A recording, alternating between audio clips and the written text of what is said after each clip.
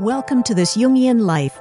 Three good friends and Jungian analysts, Lisa Marciano, Deborah Stewart, and Joseph Lee, invite you to join them for an intimate and honest conversation that brings a psychological perspective to important issues of the day. I'm Lisa Marciano, and I'm a Jungian analyst in Philadelphia. I'm Joseph Lee, and I'm a Jungian analyst in Virginia Beach, Virginia. I'm Deborah Stewart, a Jungian analyst on Cape Cod. Welcome to This Jungian Life, and today we're doing a special episode in response to a listener. And here's a shout out to you, Colin, for sending us a request to do a show on the I Ching, tarot, and divination in general, which of course will also bring up Jung's research into synchronicity, his lifelong, or 30 years or more interest in the I Ching, and then his fateful meeting with Richard Wilhelm, which brought forward all the work about the secret of the golden flower and Chinese alchemy. And it's a vibrant topic, it's fun, and I think a lot of us have a really powerful interest in divination and how shockingly accurate and meaningful that can be sometimes. Yeah, I mean, this is certainly something that's rich and has a lot of energy for people. I mean, let's start with the other side though, because it would be hard to really call this evidence-based, wouldn't it? I mean, when people accuse Jung of being a mystic and describe Jungian psychology as woo, as I have seen it described, I think they're thinking of this kind of thing that many Jungians have an interest in, or maybe even bring into their practice. So what do we think about the fact that, this is kind of a little bit out there? Well, I think that it's out there in terms of the Western mindset.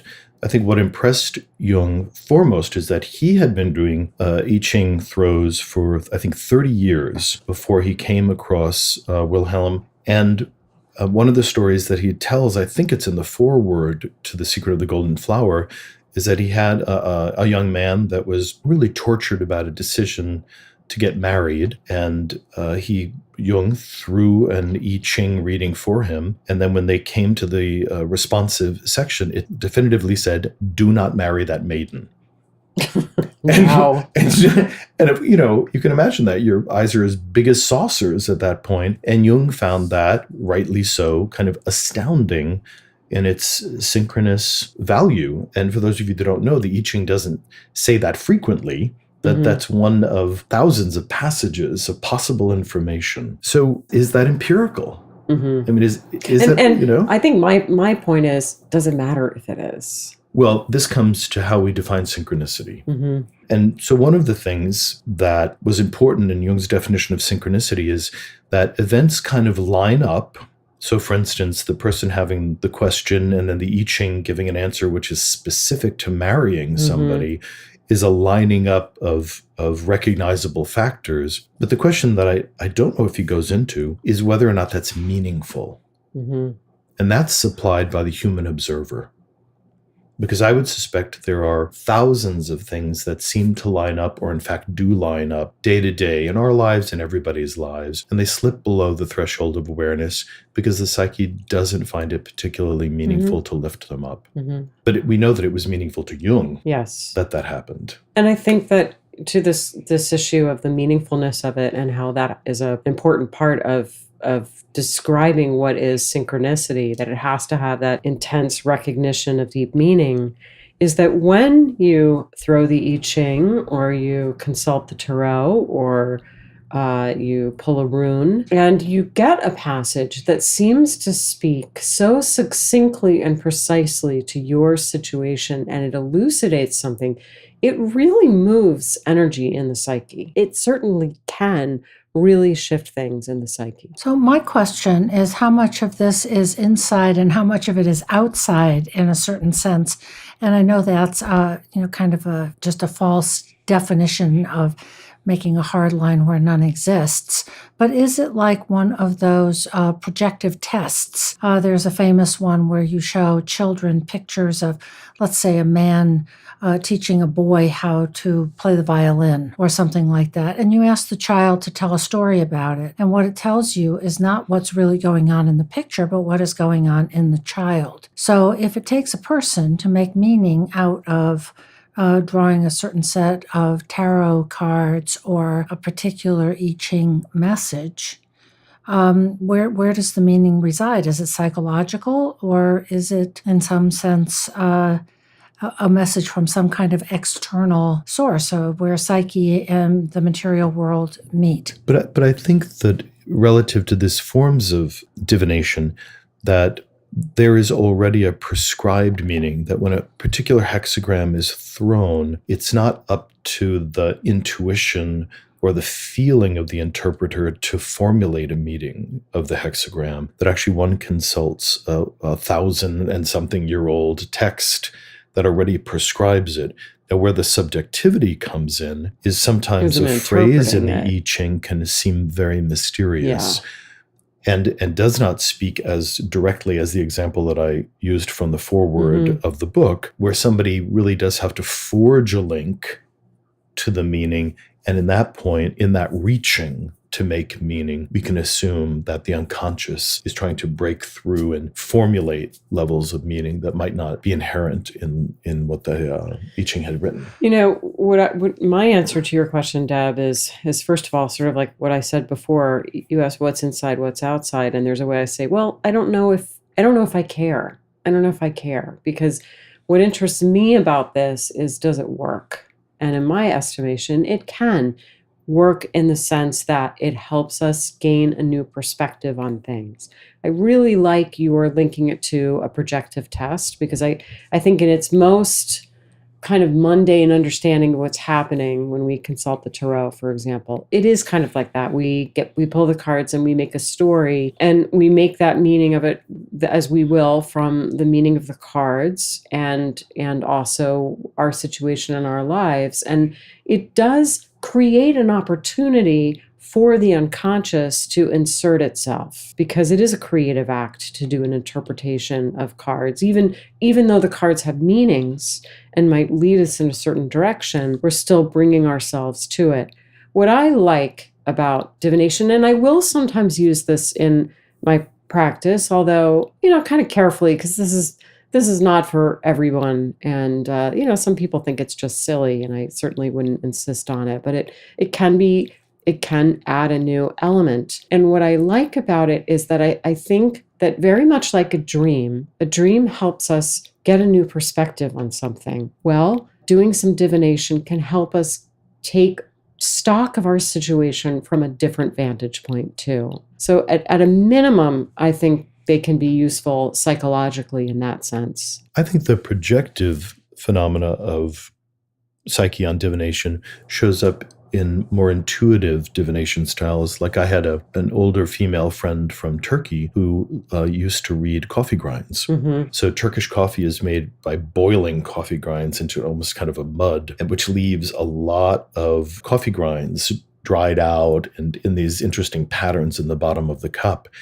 And so she would very much like a raw shot test, look at the cup and feel or really identify even, that looks like an S, or this looks like a dog or a cat. And then it would really be up to a very subjective factor in her to make a story about that.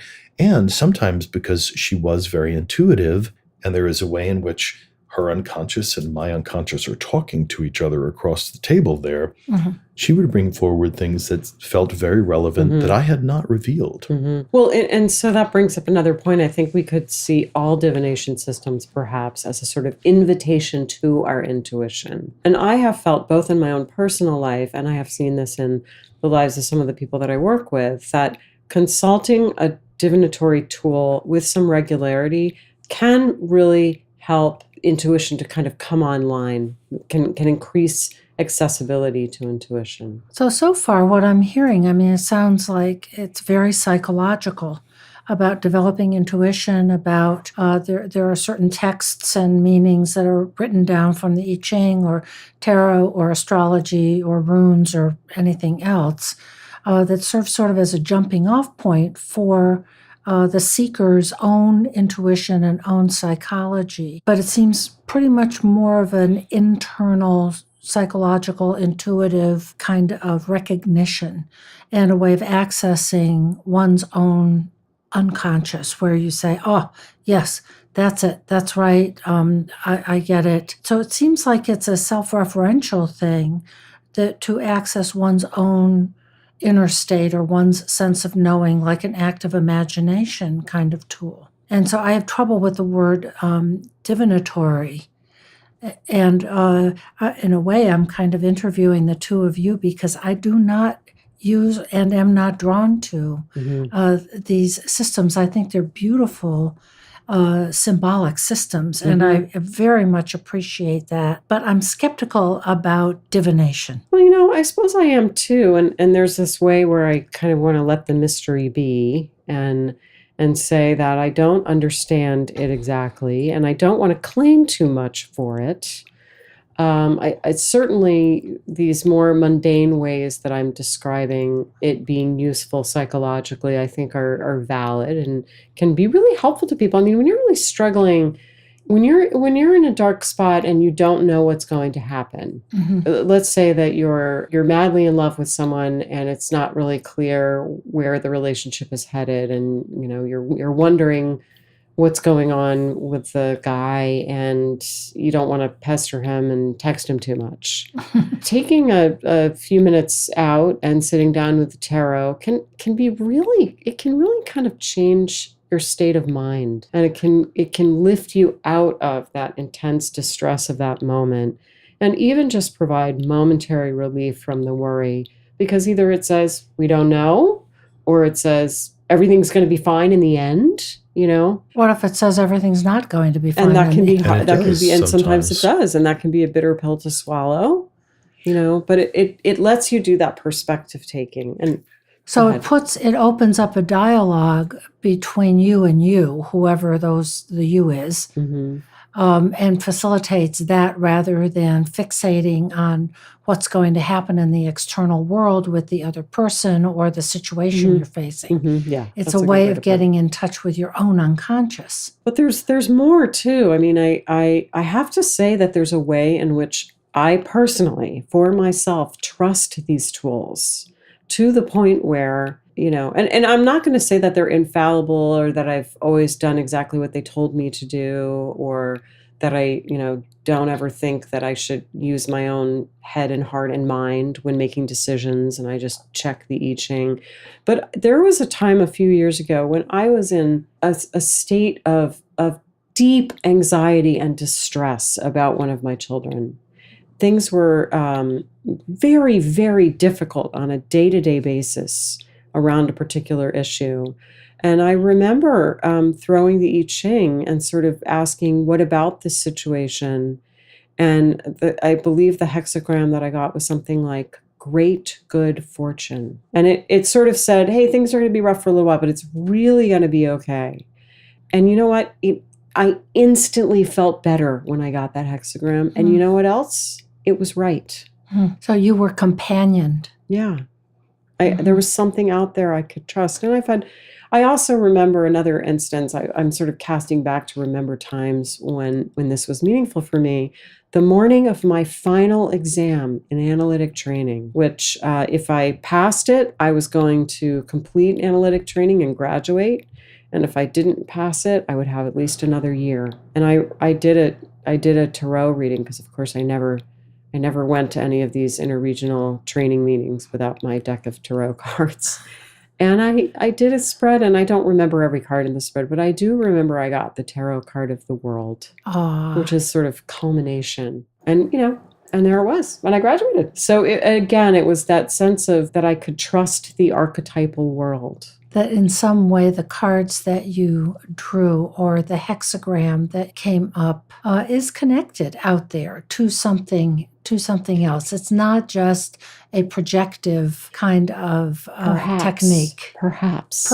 It's a mystery. I think that the attitude one has to adopt in approaching divination is to hope, is to want the larger to relate to us, to want the universe or the self to somehow communicate to us. And I think that attitude is intrinsic to analytic work. Yes, it is. And that attitude tends to facilitate the relationship between the self and the larger. The word divination stems from the Latin divinare, which means to be inspired by a god. That's great. Yes, so to approach divination believing that there is some higher force that could inspire ourselves or inspire the person who's doing the interpreting is to invoke the self. And I think that that makes a difference. I think that it affects things. So whether or not we're reaching to the self in our private secular way in order to receive its wisdom, some people have a wonderful tradition of going to sleep at night, considering a problem and hoping that a dream will appear in response. And I don't know where this advice came from, but to go to bed and say to yourself, old friend, what would you do? That's great. As a kind of invocation to the wiser part of ourselves.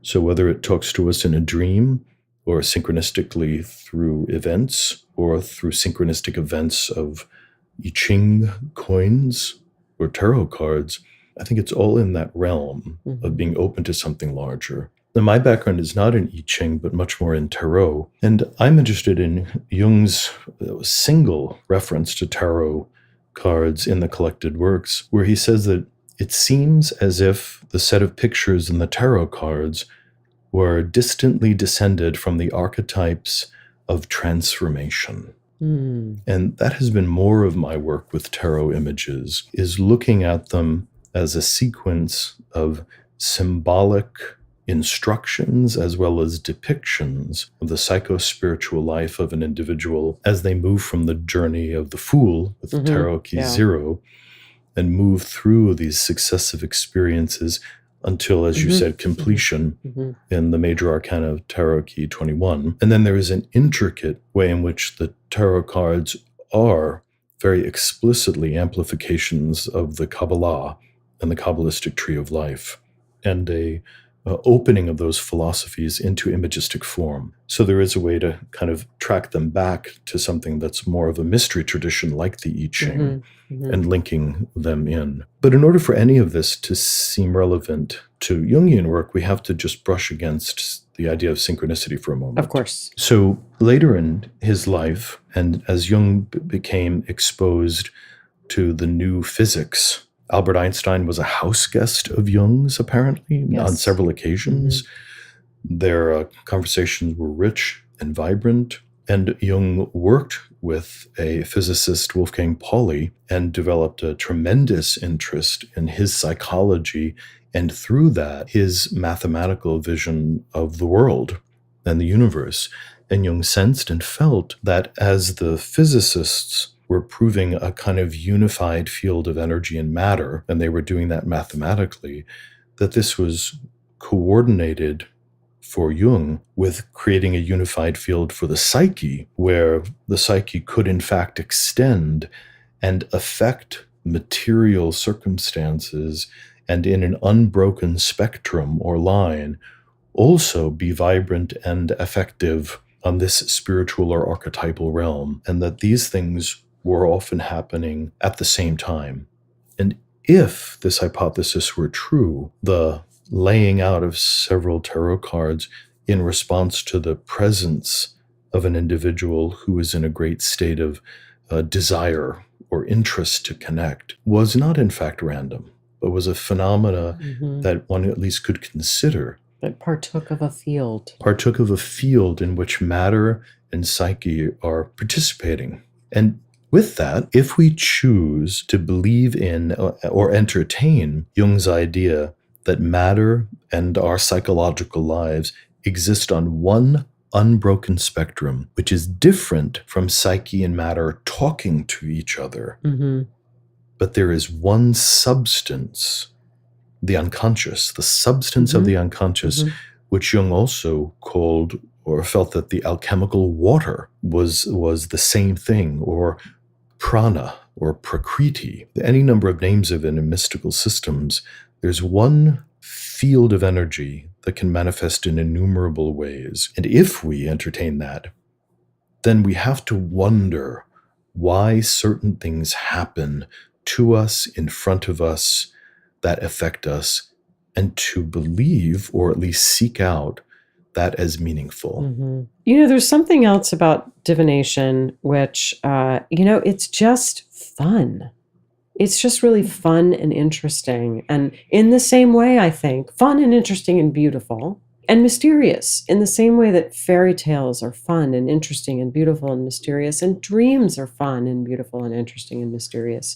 So it's a lovely way in, because there's something at the same time that, that I think you have to approach it with some seriousness and reverence. It's also, there's a playfulness to it as well. So on that note, I actually, a few years ago, discovered an iPhone app for the I Ching, which sounds a little profane or something, but I love it. And so maybe we can link to it in the show notes. What is the app? And we will put it in the show notes for our listeners. It's called the I Ching, and it's by Brian Brown Walker. And so I have my phone here, and I've opened up the app, and I thought we could consult it right here live on our podcast. All right. So what's our question? What's our question? How about just sort of what do we need to know about the future of the podcast? Okay. What do we need to know about the future of this Jungian life?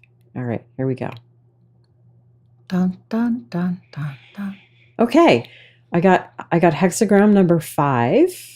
Which is, the name of the hexagram is waiting or nourishment. And let's see, I'll read it here. To wait with a proper attitude invites the assistance of the higher power. There is a situation at hand that cannot be corrected by force or external effort. The creative will provide the solution to one who waits with a correct attitude. This is a time for patience and careful attention to inner truth. Do not give in to doubt and agitation now. You are not meant to wait in a state of desperate longing, but in one of patient inner strength.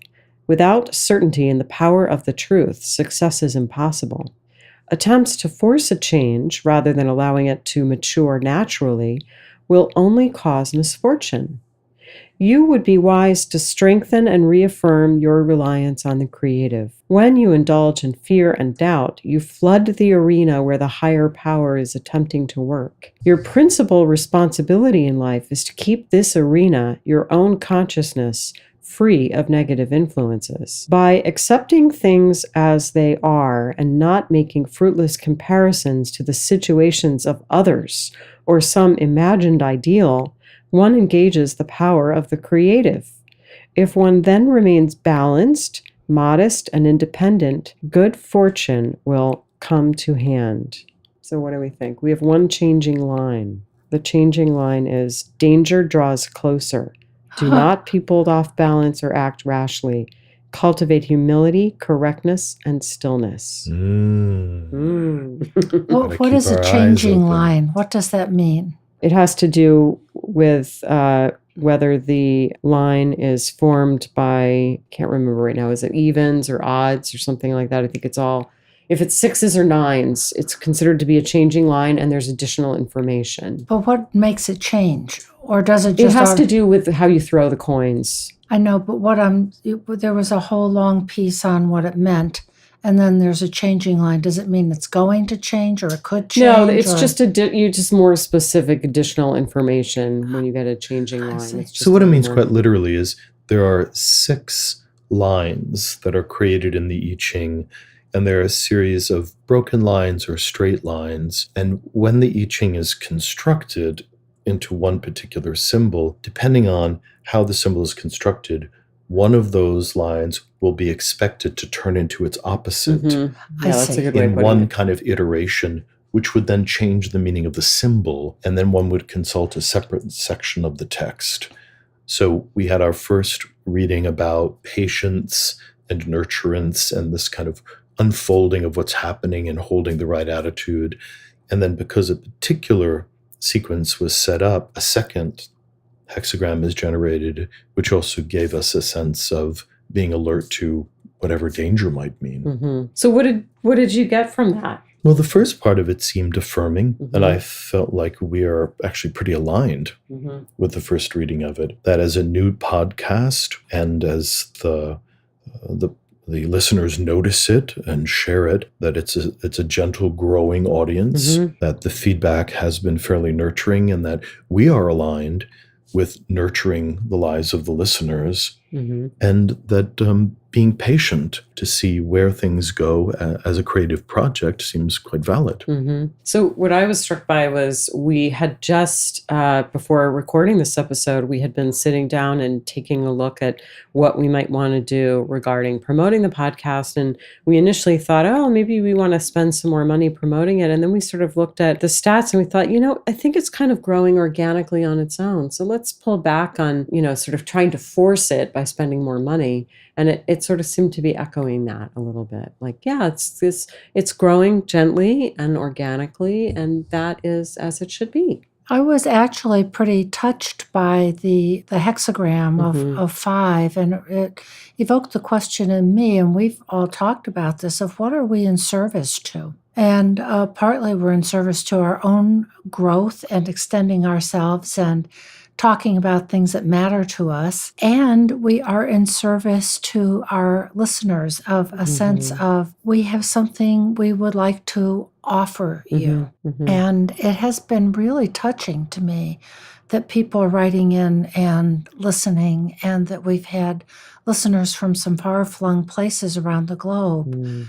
That is really very special. And I like this of just keep doing what you're doing, what we're doing, and let it be itself. I'm also really liking the idea of the unified field, that we are connected with mystery, and we don't know. We can't know everything. But that there are connections, and there is connections and companionability, out there from mysterious sources.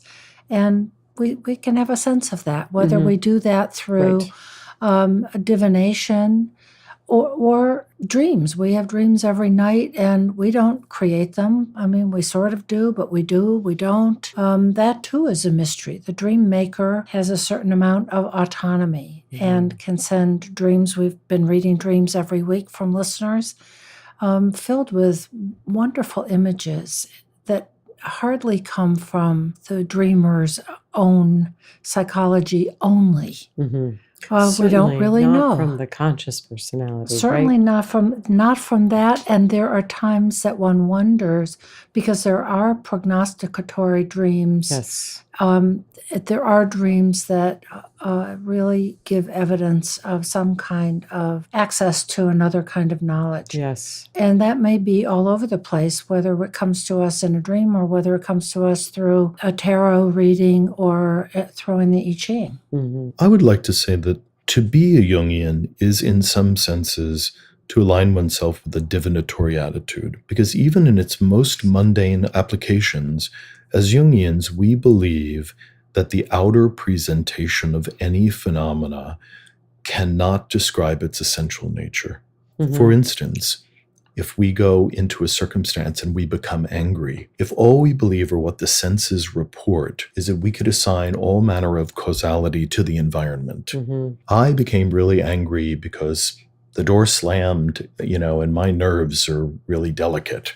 Or I became really angry because my boss, gave me this kind of look. Well, that would be a purely materialistic attitude. But the minute we believe that there is something going on below the surface, and then we begin the great speculation about psychological forces, images, memories, and even the and the transpersonal. And the transpersonal, even a belief in the unconscious, that the unconscious can orchestrate events in the environment. We're already in the realm of divination. We're immediately saying that unseen forces have a direct relationship to outer events. The invisible world. The invisible world. And so whether or not we want to read the events of our life in the workplace, or we want to read the events of the I Ching, but in order to go deeper than just what the senses report, we have to believe there is something deeper. Yeah, that's a really good point. And I want to just say one thing about how these kinds of things get held in the Jungian world, as far as I can see. I have known many of my Jungian colleagues to have a deep interest in things like astrology or even ritual magic. And what's really lovely is that this is a community of people, for the most part, in my experience, that are very intelligent, thoughtful, and interested in what the evidence says, right? So these are people who are reading the neurobiology and aware of the current science in terms of what works in psychotherapy and psychoanalysis. These are not fluffy people. They may also hold these interests, and it's like an ability to kind of to cultivate a dual stance. That, on the one hand, we can say, well, yeah, there isn't really hard evidence for this working. And I know that there is evidence that this and this and this works. And so that's important. And over here, I know that something about this feels valuable and I can assign it its own place. And so it is a complicated relationship, I think, with these kinds of things. But there's a worldview that makes room for it and assigns it, I think, an important place. I think many Jungians approach this and many other interesting, I don't know how to categorize it, interesting phenomena from the standpoint of being phenomenologists. Yes, that's a good point. So, if people throw down tarot cards and the traditional interpretation has a shocking correlation with what's happening in the client's life or mind, that's a phenomena. And like Jung, they would speculate, how can we understand how these things line up? How can we understand how people make meaning? How do we understand how they apply that meaning? But to be able to look at the phenomena, not from the standpoint of having to believe in it, right, but to be curious about it. But to be curious and investigative. And not dismissive. Right? It's not dismissive. It's just sort of the curious. Opposite of that. Yeah. I think a Jungian attitude would be that everything matters. Yeah, that's great. And from that standpoint, all the little strange happenings that occur around us and in our dream life and around other people all matter. And if they matter, they're worthy of this kind of investigative curiosity. That's a great summary. Yeah. We hold it and we also make room for mystery. On the other hand, it can go the other way where someone can be, walking down the street and read meaning into something that we might consider fairly trivial. That I was walking down the street and I saw a car with a license plate from a faraway state, and I remembered. And then there can be a whole train of associations to this faraway state and who was born there and my family ancestry and what it must mean. So there's a process of discernment here as well in the holding of it, the honoring of mystery, but not making too much of it either. Yeah, without getting too loose. Without getting too loose and being able to hold, I liked the phrase of a dual stance of entertaining the mystery and the meaning and being curious, and at the same time not just getting swept away by contents of just from one's own personal unconscious and the meaning that can just get constructed out of an imaginative kind of ramble. So it's a difficult process.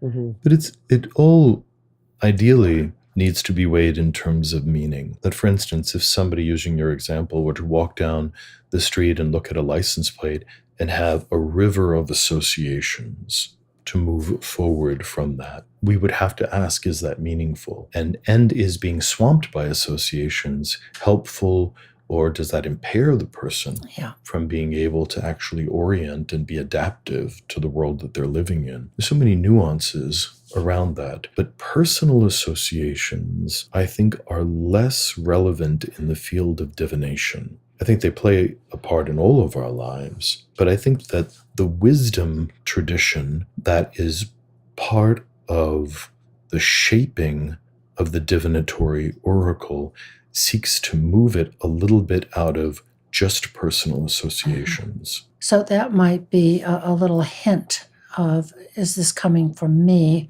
or am I really in the divinatory world of the wisdom tradition of thousands of years that have gone into making the cards or the I Ching or whatever it is? Yes, I think the Tarot and the I Ching force both the reader and the client who's receiving the reading to stretch. And it's not just a self-referential system. Yeah, that is an important thing. I think It's different from the yes. example. And particularly with the Tarot, if I might say a little bit more about it, is that there's many oral traditions about where the Tarot comes from. But one tradition that I'm particularly fond of says that when the libraries of Alexandria were destroyed, a certain group of adepts transferred their organization to Fez, Morocco.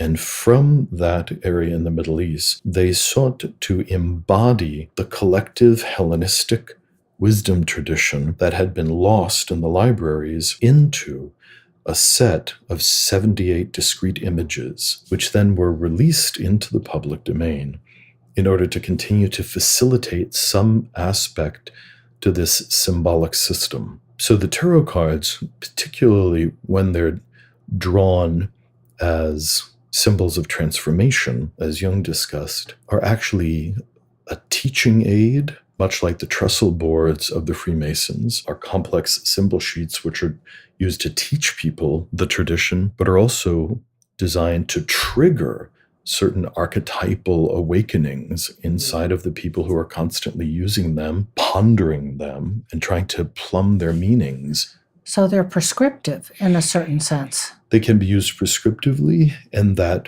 the mastering of the tool in and of itself seems to have a maturational process on the person who uses them. It's all really very interesting.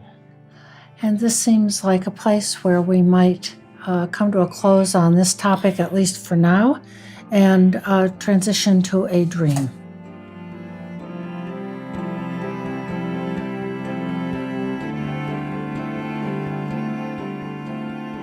This is the dream of a listener who is 38 years old, female, who's an artist and interested in counseling. Here's the dream. I'm sitting on a concrete ledge. A few feet below is mud. A loved beaded bracelet slips off into the mud and begins to sink. I know I cannot reach it.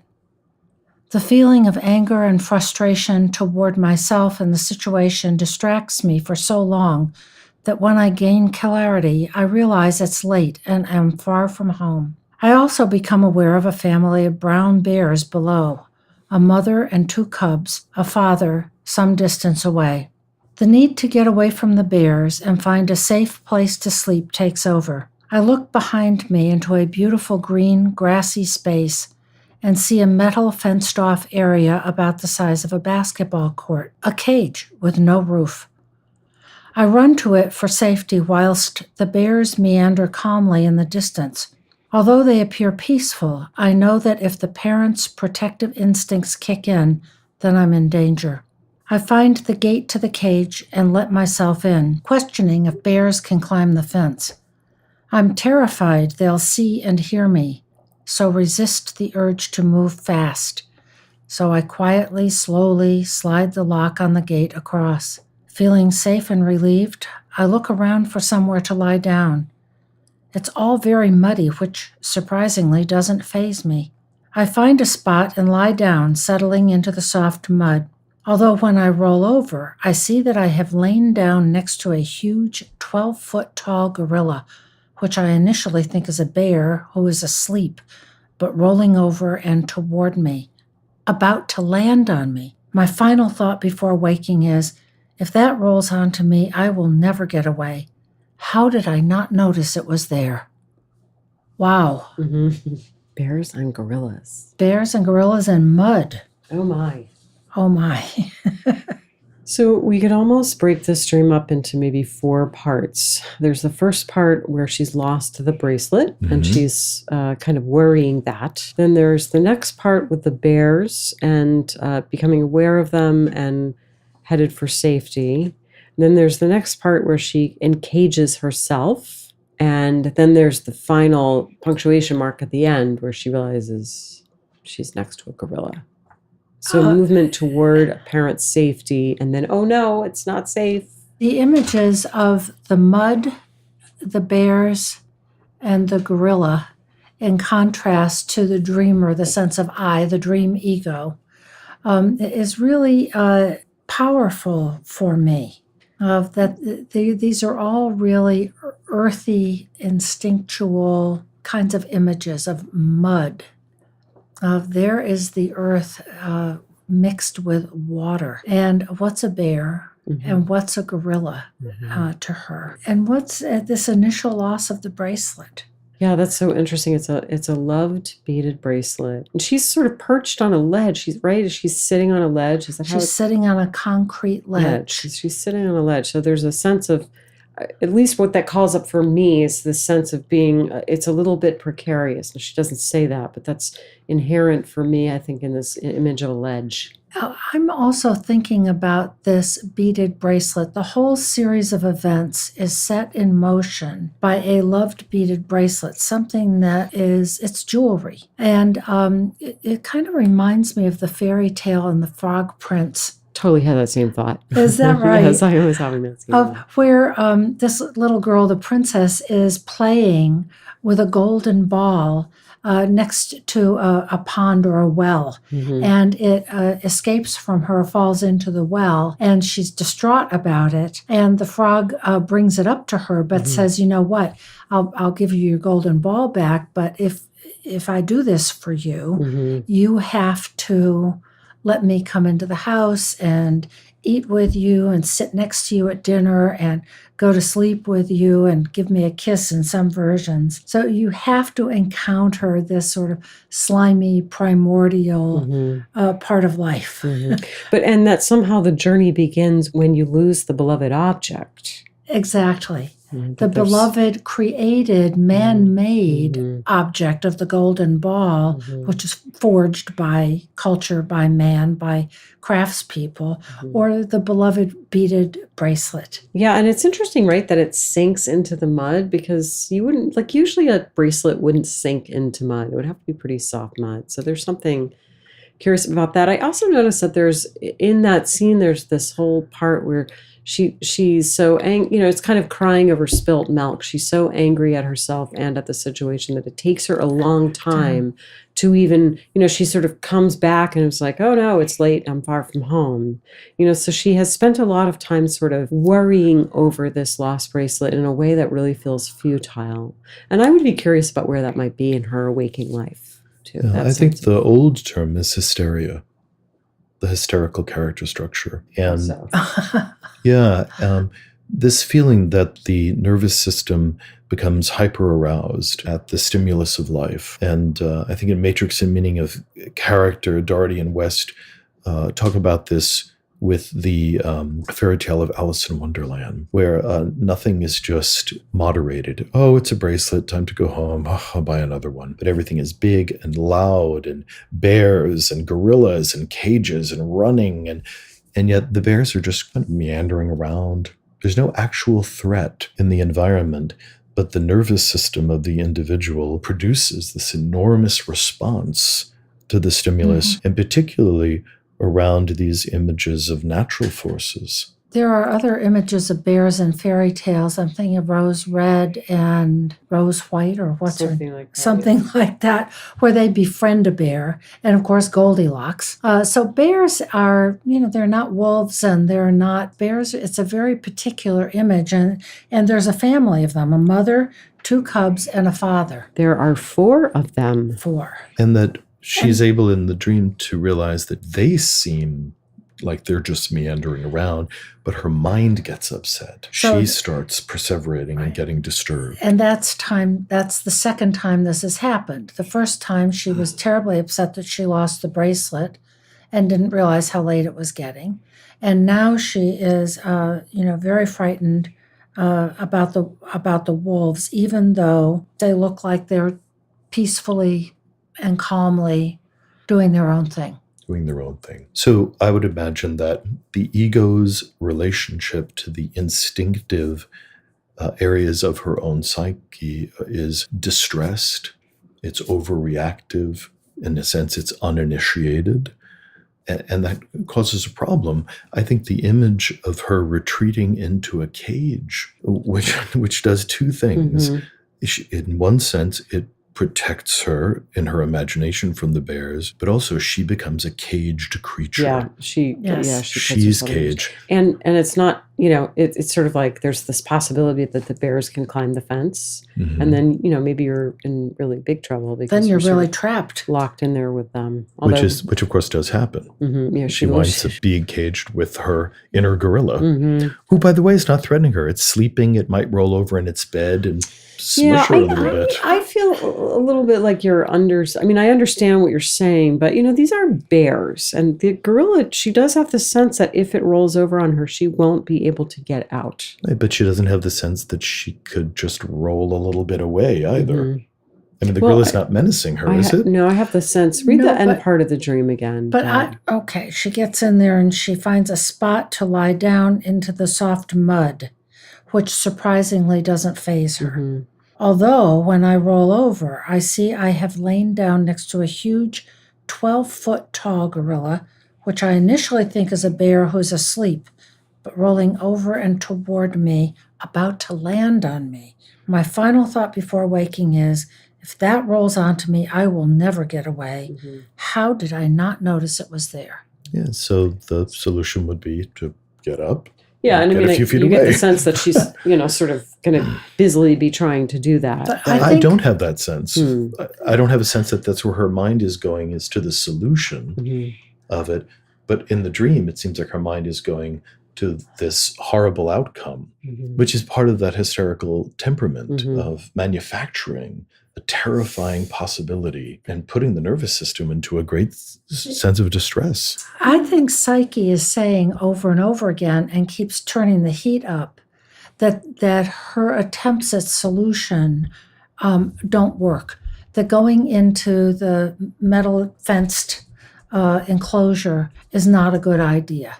Not noticing the gorilla, that each time she sort of retreats into herself, into her own distress when she loses the bracelet, into her own fear when she sees the bears, into the basketball cage court, into the mud.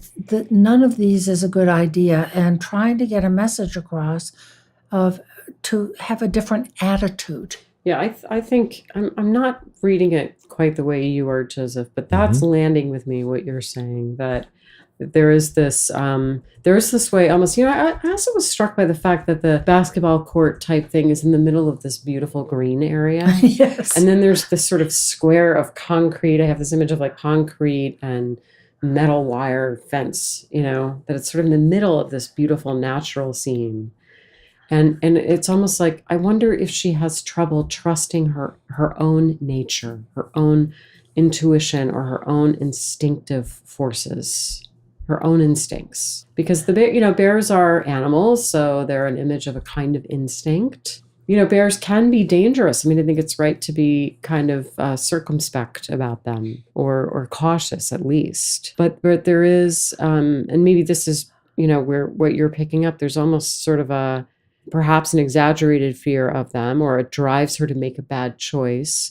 And she leaves the natural setting and into the kind of concrete cage. I would think with this, and the modern term for hysteria would be histrionic personality style. But this feeling, which to me probably happened in early childhood, is that in a high state of arousal, that her adaptive response as an adult is to put herself in a cage. I don't know that I'm with you with using the term histrionic, but there is a high state of arousal in the stream, and it bounces from one thing to the other. At first, there's this sort of hand-wringing about the bracelet, and then, oh no, the bears, and then, oh heck, oh bloody heck, it's a gorilla. The high state of arousal really fits, and I'm going back to the fairy tale of the Frog Prince, the little girl makes a deal with the frog and says, okay, get me my ball and you can have dinner with me and so on. And then she gets the ball and forgets all about the frog, who shows up at dinner time and wants to eat from her plate. And she doesn't want to do that. And then he wants to show up in her bedroom and sleep next to her on her pillow. And she doesn't want to do that. And what she finally does, surprisingly, is to take the frog and hurl it as hard as she can against the wall, where it goes splat and turns into a prince. Yeah, most people don't realize you don't have to kiss them. You have to throw them against the wall. Right. Access to aggression. And that yes, because that's what's a bear. Bears can be aggressive. I think you're onto something there, Deb, that this dream may be saying something about her ability to relate to her own aggression. And perhaps when she feels like she might be moving into that, she blocks herself off from it and kind of puts herself in a cage. Yeah. And the context for the dream here, her real life situation, and I'm going to paraphrase this to protect her privacy, is that someone that she had a relationship with is going to come and stay with her for a couple of months. And she's ambivalent about this, about taking this person back into her life for a while. And there may be a lot of arousal about that, of part of her psyche saying, oh my gosh, am I inviting the bears in? Am I lying down with a gorilla? Or is this somehow going to be okay? And how do I manage this? How does she assert herself to say, here's the deal, in effect, throwing the frog against the wall? First of all, I want to say that it's really interesting what just happened with you bringing the fairy tale back in, because you started telling it and I knew where it was going. And I think it did the same thing for both you and I. Following the fairy tale, we got to, aggression, which was in the dream with the bears, but I hadn't gone there until you brought in the end of the fairy tale. And I thought, aha. And of course, a gorilla, at least a silverback, a male gorilla, that can be a frighteningly aggressive, powerful animal. Now, we don't know whether it's male or female, but there is a certain portion of aggression that's carried in the image of the bear, of the gorilla. And I think that she's projecting that and experiencing that in her life. If I were to imagine that this is a worldview and that she feels delicate and fragile and vulnerable, and that families, of bears or families in general somehow seem dangerous, and that the maternal instinct to protect children is something that she has to stay away from. Or, by the way, that your much larger bed partner, perhaps a really tall guy with a broad, hairy back that you're sharing a bed with, who you experience as some kind of a gorilla that's going to crush you in the cage of your bedroom, that there are these qualities, these animal qualities being projected out onto other people and other environments, leaving her feeling small and vulnerable and needing to just escape. Well, then she might be afraid of her own anger and aggression. Yes. Her own anger and aggression could feel like a gorilla that's going to crush her. Could be. I go back to the fairy tale and the end of the dream, because she says, my final thought before waking is, if that rolls onto me, the gorilla, I will never get away. How did I not notice it was there? And so I'm thinking about it in the context of this life situation that she's in. What is she not noticing about what she's about to get into, like the little girl with the frog, who makes a sort of facile deal of like, okay, you get my ball and I'll do those things. And then, no big deal. And then is very unprepared for when the frog shows up and says, well, I'm here to eat dinner with you. I'm here to sleep in your bed with you. She's like, I didn't really think that was going to happen. Exactly. I didn't really look ahead to anticipate what it's going to feel like to have this slimy frog eating from my little gold plate. Exactly. Well, what was it going to be like to date that guy, allow him to move into me, sleeping next to me like a gorilla, and sooner or later he's going to want to roll on top of me. And something else is going to ensue after that. And what's happening in this person's psyche such that they couldn't forecast the natural outcomes of various decisions or Mhm. various relationships. Yeah, I mean, there is that sense a couple times in the dreams of I was unprepared. I didn't look ahead. I didn't see.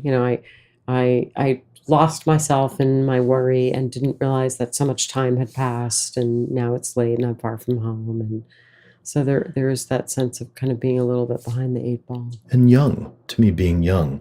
Yeah. I mean, if a woman feels like a little girl as she's sleeping next to her lover, he can seem like a gorilla, a snoring gorilla that's going to roll over. I don't know. Where are you getting little girl? I'm talking about in terms of the relative size of the image. Okay. That somehow, if we take the gorilla as being the masculine principle, or literally a man who's sharing her bed, and compare it to him, he seems 12 feet, tall and 1,200 pounds, and his casual rolling over in sleep is going to destroy her. Yeah. And she will never get away. And that puts her as this very small, very weak, very vulnerable feminine next to this gorilla-like masculine next to her. So we might just say, I think in conclusion, that maybe she needs to find her power. That would be a good way of summing it up. You've been listening to This Jungian Life. From our website, thisjungianlife.com, you can follow us on Twitter, like us on Facebook, help us produce future episodes by funding us through Patreon, and submit your dreams for possible interpretation on another episode.